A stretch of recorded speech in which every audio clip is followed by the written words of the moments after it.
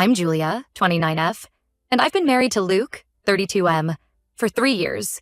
We're expecting our first child, and I'm currently 7 months pregnant.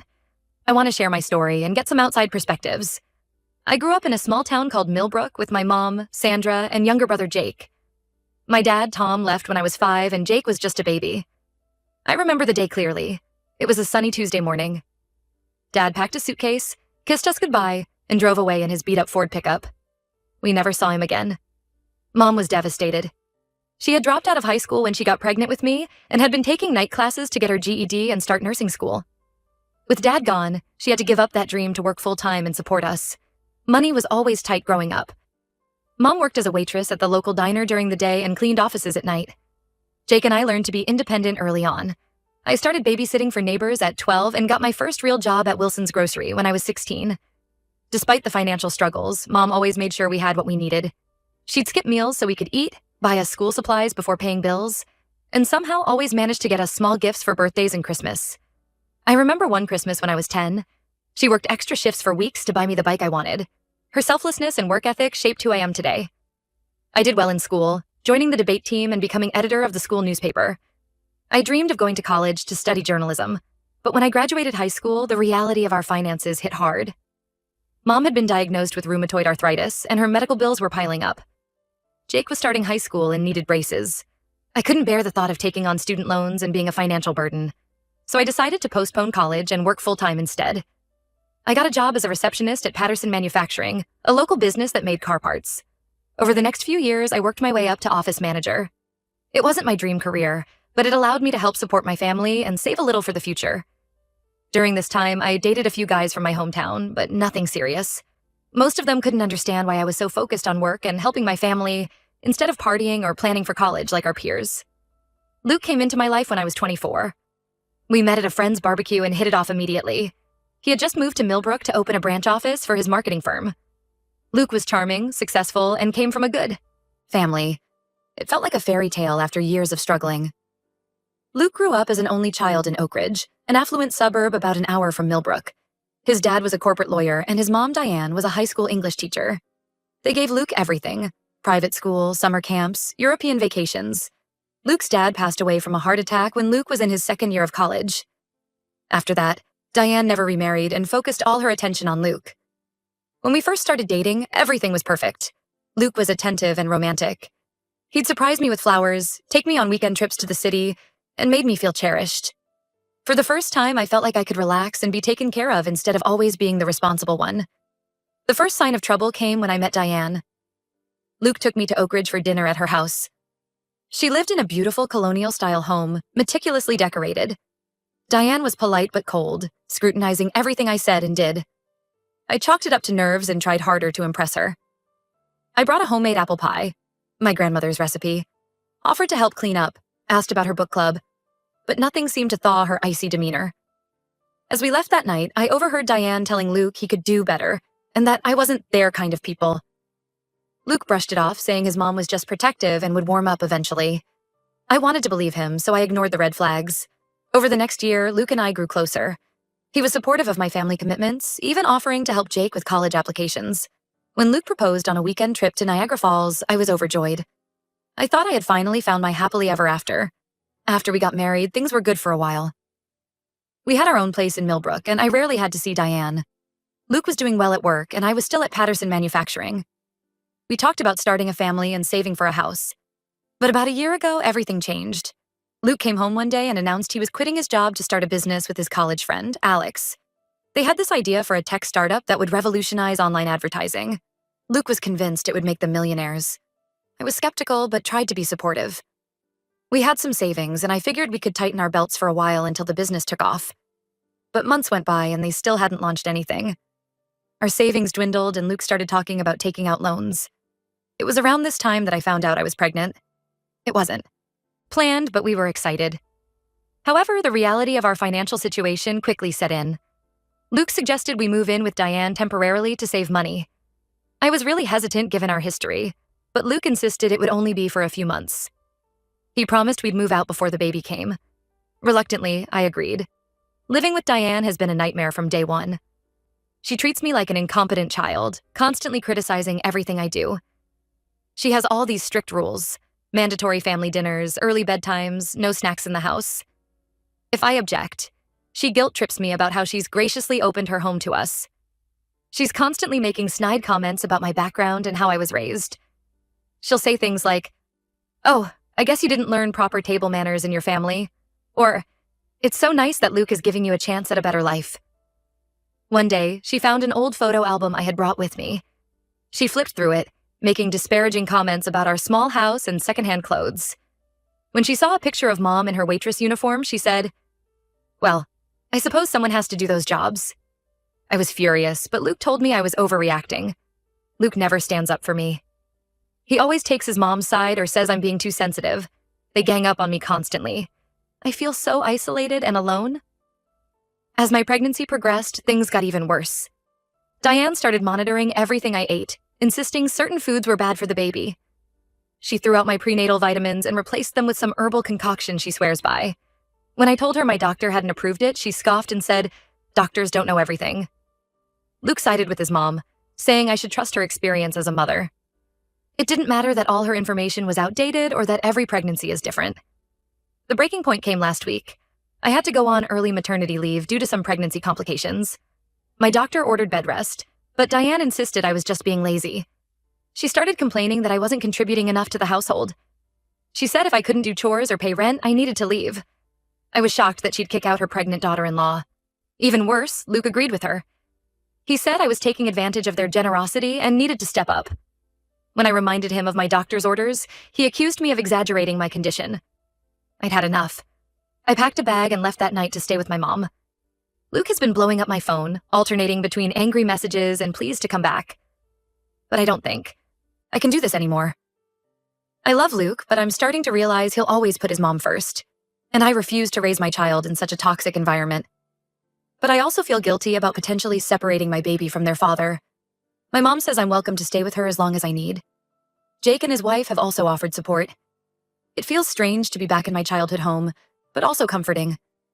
So Reddit, AATA for leaving my husband while heavily pregnant? Should I try to work things out, or am I right to walk away? I could really use some outside perspectives as I figure out my next steps. Update 1. Thank you all for the supportive comments on my original post. I really appreciate the advice and kind words. I wanted to give an update on what's happened in the last couple weeks. After taking some time to clear my head at my mom's place, I decided to meet up with Luke to talk things through. We agreed to meet at a small cafe in town, neutral ground that felt safer than being alone together or at Diane's house.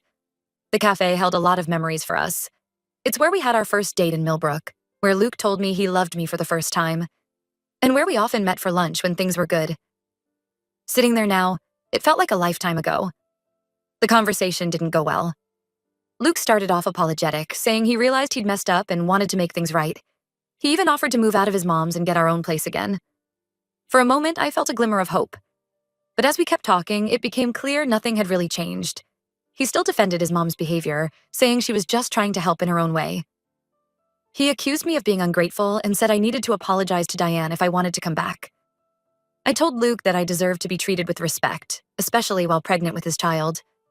I reminded him of specific incidents, like when Diane threw out my vitamins or when she made disparaging comments about my family. I asked him why he never stood up for me. His response floored me. He said that since he was the one working on his business while I was on leave, I should just suck it up and do what his mom wants. He even suggested that my pregnancy hormones were making me overreact. When I pointed out that his business wasn't making any money yet, he got defensive and said I never supported his dreams. That's when I realized the situation was beyond saving. Luke will always put his mom first, and I refused to be second place in my own marriage. With a heavy heart, I told him I wanted a divorce. Luke did not take it well. He yelled and caused a scene in the coffee shop, accusing me of trying to keep his child from him and threatening to fight for full custody. The other patrons were staring, and the barista looked ready to call the police. I stayed calm and left, but I was shaken. I've spent the last week meeting with a divorce lawyer and making plans. My lawyer advised me to document everything. All the mistreatment from Diane, Luke's failure to stand up for me, the scene at the coffee shop. We're pushing for primary custody given Luke's unstable work situation and living arrangements. It's been really hard emotionally. I still love Luke in many ways, and more in the future I thought we'd have. I keep thinking about the good times. Our first dance at our wedding, the night we found out I was pregnant. all the plans we made for our future. But I know this is the right choice for me and my baby. I deserve a partner who puts our family first, not his mother. My own family has been incredibly supportive. My mom is helping me set up the nursery in her spare room. It's small but cozy.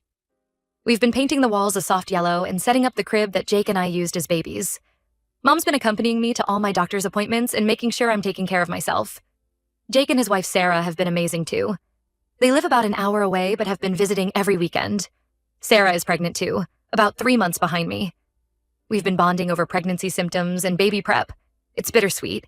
This isn't how I imagined sharing my first pregnancy with family, but I'm grateful for their support. I'm scared about being a single mom, but I know it's better than staying in a toxic marriage. I'm focusing on my health and the baby now. I have an appointment next week to check on the baby and make sure the stress hasn't affected anything. Financially, things are tight but manageable for now. I'm using my maternity leave from work, and my mom is helping out. Jake and Sarah have also offered to chip in if needed. I'm looking into programs for single mothers to help with childcare once I go back to work. Luke has been alternating between angry messages and tearful pleas to reconcile.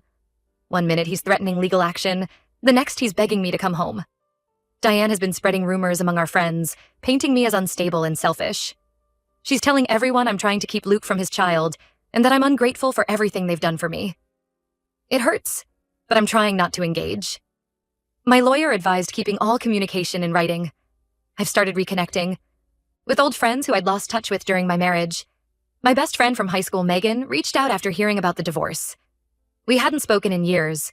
Luke always said he didn't like her influence on me, but it was like no time had passed.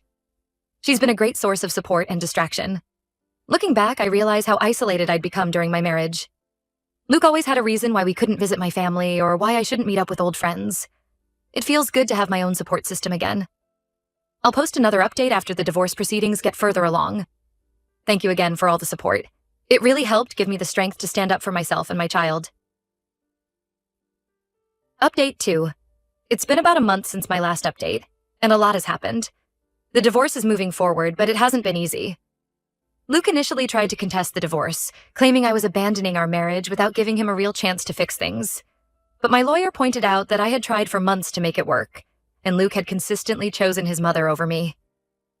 We had records of text messages and emails showing Luke's dismissal of my concerns and Diane's mistreatment. We're now in the process of dividing assets. Since we were only married for 3 years and Luke's business isn't profitable yet, there isn't too much to split. We're selling our car and dividing the proceeds. I'm keeping my personal savings, which I had maintained separately throughout our marriage. Thank goodness for that decision. Luke is keeping most of the furniture since I'm living with my mom. The main point of contention is the custody arrangement. Luke is pushing for 50-50 custody, but I don't feel comfortable with that given his living situation with Diane. My lawyer and I are advocating for me to have primary custody, with Luke getting supervised visitation until he can demonstrate he has stable, independent living arrangements. Luke's lawyer argued that living with his mother shouldn't disqualify him from equal custody, but we presented evidence of Diane's controlling behavior and outdated ideas about childcare. We also pointed out Luke's unstable financial situation and the fact that he had agreed with kicking out his heavily pregnant wife. Diane has been making things difficult. She's been spreading rumors among our friends and Luke's family, painting me as an unstable, gold-digging woman who trapped Luke with a baby. She's telling everyone that I'm mentally unstable and unfit to be a mother. It's hurtful, but I'm trying not to engage. My lawyer advised me to keep all communication with Luke and Diane in writing and avoid responding to provocations. On a more positive note, my pregnancy is progressing well despite the stress. I'm due in about 6 weeks, and everything looks healthy with the baby. My last ultrasound showed a strong heartbeat and good growth. The doctor says the baby is in the right position for delivery, which is a relief. My mom has been amazing. She's coming with me to all my appointments and helping me prepare for the birth. We've been attending birthing classes together, which feels a bit awkward, but I'm glad for her support. She's been sharing stories about her pregnancies with me and Jake, which has helped me feel more connected to my family history. Jake and Sarah have been incredibly supportive too. They've been driving down every weekend to help set up the nursery and keep me company. We've painted the walls, assembled furniture, and sorted through all the baby clothes and supplies. Sarah and I have been sharing pregnancy experiences and planning playdates for our babies. It's not how I imagined my first pregnancy would go, but I'm grateful for their support. I've also started reconnecting with old friends who I'd lost touch with during my marriage. My best friend from high school, Megan, has been a rock. She's been coming over regularly, bringing comfort food and providing much-needed distraction. We've been binge-watching our favorite shows from high school and catching up on years of missed gossip. Last weekend, Megan organized a small baby shower for me. It was just a few close friends and family, but it meant the world to me. Everyone brought a book instead of a card, so the baby will have a nice library to start with. It was emotional. I cried several times, but it felt good to be surrounded by people who genuinely care about me. Financially, things are tight but manageable. I'm using my maternity leave from work, and my mom is helping out. I'm also looking into programs for single mothers to help with childcare once I go back to work. Jake and Sarah have offered to help financially if needed, but I'm trying to avoid that if possible. I've also started looking into freelance writing opportunities I can do from home to supplement my income once the baby arrives. The hardest part has been dealing with the emotional fallout. Some days I still question if I made the right choice. But then I remember how miserable and disrespected I felt living with Luke and Diane, and I know I couldn't have stayed. It's been a roller coaster of emotions. One minute I'm excited about the baby. The next I'm mourning the loss of my marriage and the future I thought I'd have. I've started seeing a therapist to help process everything. It's been helpful to have an objective person to talk to about my fears and doubts. She's been working with me on setting boundaries and building my self-esteem. We're also discussing strategies for co-parenting with Luke and dealing with Diane's interference. I'm nervous about the birth and raising a child on my own, but I'm also excited to meet my baby and start our new life together. Whatever happens with Luke and the custody arrangement, I know I'll do everything I can to give my child a loving, stable home. Last week, I ran into Luke's cousin Amy at the grocery store. She's always been kind to me, and to my surprise, she gave me a hug and said she was proud of me for standing up for myself. It meant a lot to know that not everyone in Luke's family believes Diane's lies. Amy even offered to be a character witness if needed in the custody hearing. As my due date approaches, I'm trying to focus on the positives. I have a strong support system, a safe place to live, and a healthy baby on the way. It's not the life I imagined, but I'm determined to make the best of it. I've been working on a birth plan with my doctor and my mom. We've decided that mom will be my primary support person in the delivery room. Part of me is sad that Luke won't be there, but I know having my mom there will be more comforting. Luke has been pushing to be present for the birth, but I'm not comfortable with that given our current situation. My lawyer advised that I'm within my rights to limit his access until the custody arrangement is formalized. It's a tough decision, but I need to prioritize my health and the baby's well-being right now. I've also been thinking a lot about names for the baby. Before all this happened, Luke and I had talked about family names. Now I'm leaning towards naming the baby after my grandfather if it's a boy, or my grandmother if it's a girl. It feels right to honor the family that's supporting me through this difficult time. Yesterday, I felt the baby kick while I was reading a story aloud. It was a moment of pure joy in the midst of all this stress. It reminded me that no matter what happens with Luke and the divorce, I have this amazing little person to look forward to meeting. I'll update again after the baby is born and the custody arrangement is finalized. Thank you all again for the support and advice. It's been a difficult journey, but I feel stronger and more confident in my decisions. I'm scared about the future, but I'm also hopeful. One day at a time, right?